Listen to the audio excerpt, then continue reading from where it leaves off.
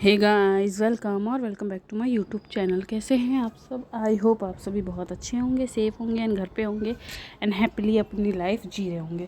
तो यहाँ पे मॉर्निंग का टाइम हो गया स्टार्ट और यहाँ पे मैंने बनाया था पापा जी के लिए करेले की सब्ज़ी और रोटी नाश्ते के लिए। तो नाश्ता करके चले गए हैं और अभी मैं ये खाली कर रही हूँ जो भी सारी चीज़ें हैं, क्योंकि जो भी मॉर्निंग के काम होते हैं वो सब काम यहाँ पर चालू हो गए हैं। मॉर्निंग के जो भी काम होते हैं वो सब काम यहाँ पे चालू हो गए हैं।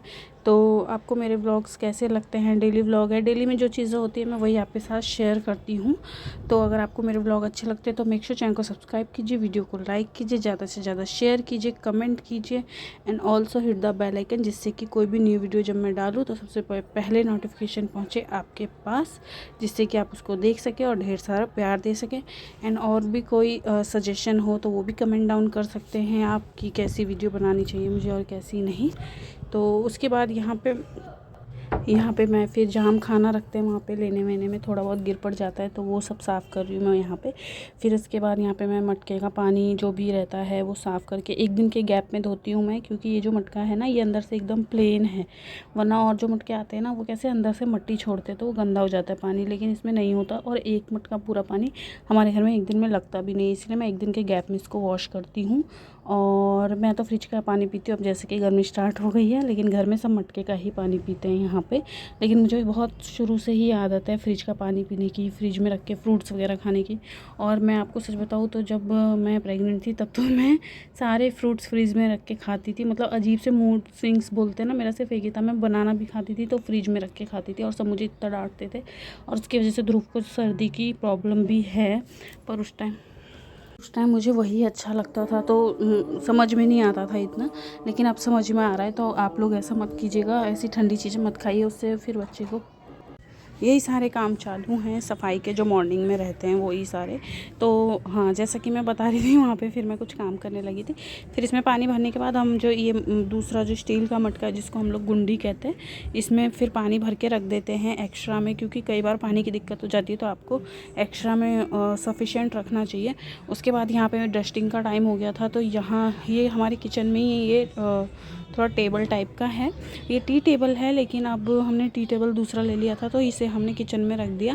इसके ऊपर सारे नाश्ते, आटे चावल के जो भी कंटेनर होते हैं वो सब यहाँ रखे रहते हैं। हम ऊपर इसलिए रखते हैं क्योंकि अगर जैसे मैं और मम्मी जी कभी घर में ना रहें और पापा जी और ये रहें तो उन्हें दिख जाए, जैसे कुछ नाश्ता वास्ता करना हो तो ये जो डस्टिंग है ये हम रोज़ ही करते हैं, ऐसा नहीं है कि सिर्फ मैं आज कर रही हूँ। हमारे यहाँ बहुत सफाई मतलब रखते हैं और सभी रखते होंगे और सभी को रखना भी चाहिए। तो यहाँ पे वही रोज़ ही ये डस्टिंग वगैरह होती है, सारी चीज़ों को हटा के डस्ट ऑफ करना।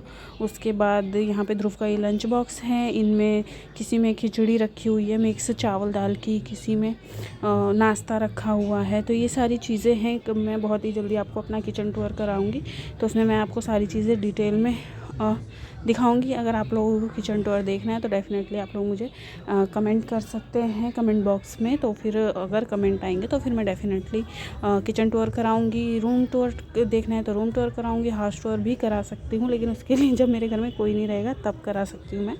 तो ये सारी चीज़ें यहीं पे हमने मिक्सर भी रखा हुआ है। और कैसे लगते हैं आपको मेरे ब्लॉग प्लीज़ कमेंट करके बताइएगा, और जल्दी से सब्सक्राइब करके जल्दी से मन के कर दीजिए, जिससे कि मुझे भी बहुत अच्छा फील हो और कुछ मुझे भी लगे कि हाँ मैंने किया। उसके बाद मैं आ गई किचन में। यहाँ पे मैं ध्रुव उठ गया था, 9 साढ़े 9 बज रहे थे, तो उसके लिए मैंने बनाया आलू का पराठा। आजकल वो आलू के पराठे ही खाता है और आलू की फ्राई वाली सब्ज़ी, उसमें भी उसको चाट मसाला चाहिए, मैगी मसाला चाहिए, तब खाता है। और इधर मैं बना रही थी घर के लिए पत्ता गोभी आलू की सब्ज़ी, जो कि ऑलमोस्ट हो गई थी। उसके बाद फिर मैं यहाँ पर बनाने की तैयारी कर रही थी भरवा शिमला मिर्च, जी हाँ, जो कि मैंने यहाँ ससुराल में आके सीखी है। उसके लिए मैं यहाँ पर प्याज कट कर रही थी। मैं वर्बली आपको बता देती हूँ कि क्या क्या किया मैंने। इसमें मैंने प्याज काट के डाले हैं, वो आपको क्वांटिटी देखनी कि आपको कितने की बनानी है। मैं 4 शिमला मिर्च बना रही हूँ क्योंकि हमारे घर में 4 ही मेंबर है खाने वाले। तो उसके लिए मैंने 2 प्याज ले लिए थे यहाँ बड़े बड़े, और ये बारीक बारीक काट दिए मैंने। और ये मैं नीचे ही काट लेती हूँ क्योंकि जो हमारी जो ये स्लैब है ये बहुत ही क्लीन रखती हूँ मैं, बार बार उसे पोंछती रहती हूँ, इसीलिए। उसके बाद इसमें मैंने लहसुन का पेस्ट डाला था एंड हरी मिर्ची डाली थी, जो कड़ी पत्ता होता है वो डाला था, और राई जीरा डाल के इसको अच्छे से फ्राई कर दिया था। उसके बाद जो शिमला मिर्ची है उसका जो जहाँ पे उसकी डंडी होती है वहाँ से क्लीन करके अंदर का जो भी माल पानी रहता है बीच बीच वो सब हटा देते हैं और फिर वहीं से फिलिंग करते हैं। तो जब ये प्याज व्याज फ्राई हो जाते हैं उसमें फिर मैंने एक टमाटर डाल दिया था। टमाटर ऑप्शनल है, आपको डालना है तो डालिए, नहीं डालना है तो मत डालिए। और फिर जब सब कुछ फ्राई होके गल जाए उसमें 2 चम्मच मैंने बेसन डाल दिया था जब वो मसाला बनने के लिए। फिर वो काफ़ी अच्छा मसाला बन जाता है। फिर आप उसको ठंडा कर लीजिए और इसमें फिलिंग कर दीजिए। फिलिंग करने के बाद फिर से आपको कढ़ाई में हल्का सा तेल लेना है और उसमें जो भी आपने शिमला मिर्च को फिल कर रखा है वो शिमला मिर्ची को आपको उसमें डाल देना है। एक बार इधर से उधर पलटाना है और उसको आपको ना एक गहरे वाले ढक्कन से कढ़ाई को ढकना और उसमें पानी डाल देना है, क्योंकि शिमला मिर्च जो हम फ्राई कर रहे हैं उसमें तो पानी है नहीं, तो ऊपर हम पानी डाल देंगे तो उससे क्या होगा, हमारी शिमला मिर्ची जलेगी नहीं। तो इस चीज़ का आपको ध्यान रखना है। जब मैं शुरू में आई थी ना तो मेरे से वो ढक्कन ही नहीं हटता था और पानी शिमला मिर्ची में 1-2 बार गिर गया था, तो मैंने तो बताया ही नहीं मम्मी जी को और उसको मैं जला देती थी। लेकिन आप लोग ऐसा मत कीजिएगा, थोड़ा सा टेस्ट में फ़र्क आ जाता है फिर, क्योंकि वो पानी मसाले में घुस जाता है इसीलिए। क्योंकि मैंने जो भी खाना वाना बनाना सीखा है सब कुछ यहीं आके सीखा है। मैंने मायके में कभी भी खाना वाना नहीं बनाया था तो इसलिए मुझे नहीं आता था। यहाँ पे मुझे काफ़ी नई नई चीज़ें सीखी हैं मैंने, और मतलब कुछ भी स्टार्टिंग ही मैंने यहीं पे सीखी थी। तो उसके बाद किचन का काम हो गया था तो मैं आ गई थी अपने बेडरूम में, क्योंकि मुझे करनी थी बेडरूम की बेडशीट चेंज।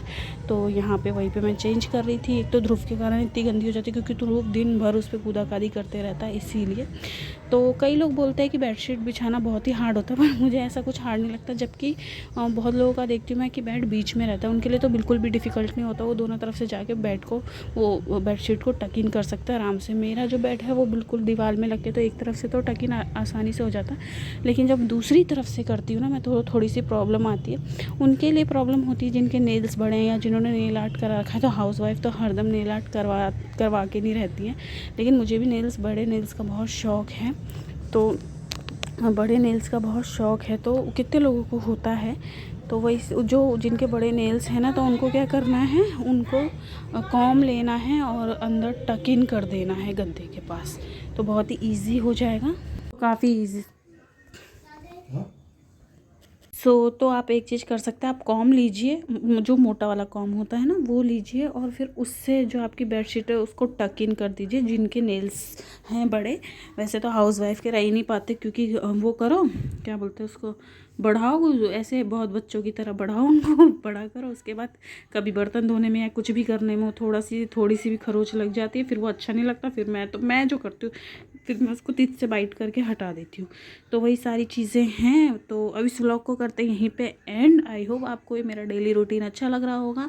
तो अच्छा लगता है तो आपको क्या करना है वो आपको पता ही है। तो मिलते हैं किसी नेक्स्ट व्लॉग में, तब तक के लिए बाय, टेक केयर। बहुत सारा प्यार आपको, और आप भी दीजिए बहुत सारा प्यार मुझे। तो